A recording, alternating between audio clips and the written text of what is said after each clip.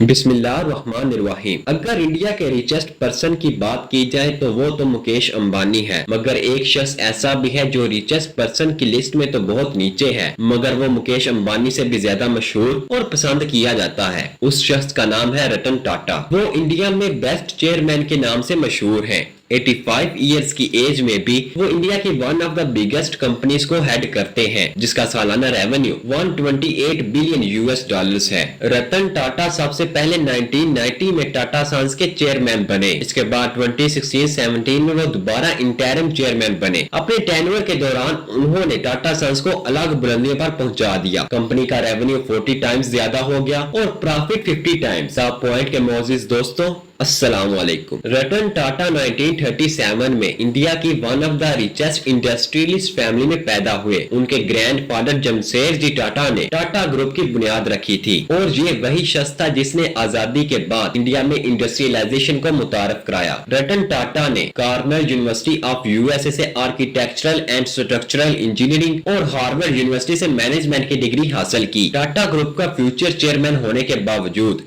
रतन टाटा ने अपना career root level से शुरू किया और सबसे पहले निचले दर्जे के एम्प्लॉयज के साथ काम किया। 1971 में रतन टाटा को national radio and electronics company limited का डायरेक्टर इंचार्ज बनाया गया था। ये कंपनी डूबने के कगार पर थी। रतन टाटा ने न सिर्फ इसे डूबने से बचाया बल्कि इसको प्रॉफिटेबल कंपनी में तब्दील कर दिया। 1990 में इन्होंने टाटा ग्रुप की बागडोर संभाली और इस कंपनी को एक नए और जदीद जमाने की कंपनी के तौर पर चलाया। अपने टेन्योर के दौरान उन्होंने टाटा ग्रुप की तमाम कंपनियों को एक छत तले ला खड़ा किया। रतन टाटा की इस वक्त उम्र 85 इयर्स के करीब है। वो 2012 में रिटायरमेंट ले चुके हैं, मगर 2017 में वो टाटा ग्रुप के इंटरिम चेयरमैन बने। रतन टाटा को पद्मा भूषण और पद्मा विभूषण जैसे अवार्ड्स मिल चुके हैं, जो इंडियन गवर्नमेंट की तरफ से दिए जाने वाले दो हाईएस्ट सिविलियन अवार्ड्स हैं। रतन टाटा की सबसे बड़ी कामयाबी ये है कि उन्होंने टाटा ग्रुप को एक ग्लोबल ब्रांड बना दिया है। आईटी सर्विस फर्म TCS 2004 में रतन टाटा के टेन्योर के दौरान पब्लिक किया गया था और इसी टाइम के दौरान Tata group New York stock exchange पर दर्ज किया गया था।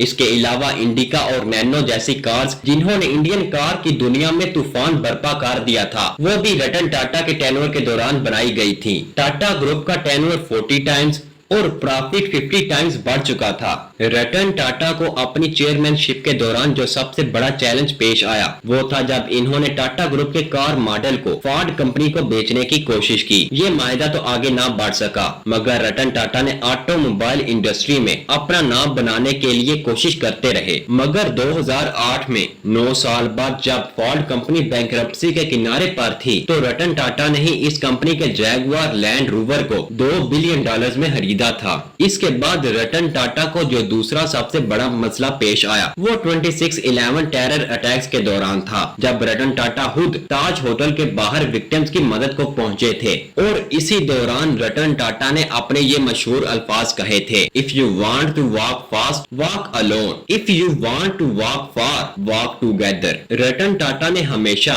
नई टेक्नोलॉजीज और नए वेंचर्स में दिलचस्पी दिखाई है। इन्होंने बहुत से छोटे बड़े स्टार्टअप्स और नेक्स्ट जनरेशन टेक्नोलॉजीज में इन्वेस्ट किया है। रतन टाटा अपनी दौलत से ज्यादा अपने सोशल वर्क की वजह से जाने जाते हैं। वो इंडिया के मोस्ट हम्बल रिचेस्ट पर्सन के नाम से भी मशहूर हैं। इन्होंने हमेशा अपने जाती फायदे के ऊपर आम लोगों के फायदे को देखा है। रतन टाटा को असल नाम 2001 के बाद से मिलना शुरू हुआ। इनको पद्मा भूषण और पद्मा विभूषण के अलावा बहुत से इंटरनेशनल अवार्ड्स भी मिल चुके हैं, इसमें Ohio state university, university of वारविक और एशियन यूनिवर्सिटी ऑफ टेक्नोलॉजी की तरफ से दी जाने वाली ऑनरी डॉक्टरेट की डिग्रियां शामिल हैं। रतन टाटा की इस वक्त नेटवर्थ 300 मिलियन पाउंड्स या फिर 3200 करोड़ इंडियन रुपीस बनती है। इस नेटवर्थ का एक बहुत बड़ा हिस्सा टाटा सन्स की ओनरशिप से आता है। इसके अलावा एक छोटा हिस्सा इन्वेस्टमेंट्स और स्टार्टअप बिजनेस से भी कमाया जाता है। इसके अलावा रतन टाटा के पास कोलाबा मुंबई में एक सी फेसिंग बंगलो भी मौजूद है, जिसकी estimated price 150 150 crore Indian rupees बताई जाती है। रतन टाटा को गाड़ियों का बहुत शौक है। इनके पास बहुत सी महंगी गाड़ियां मौजूद हैं, जिसमें Tata Nexon, Mercedes Benz, land rover और टाटा इंडिगो मारीना जैसी गाड़ियां मौजूद हैं। रतन टाटा की नेटवर्थ 3200 करोड़ के लगभग है, मगर वो इंडिया के रिचेस्ट पर्संस की लिस्ट में 421 नंबर पर आते हैं। ऐसा क्यों?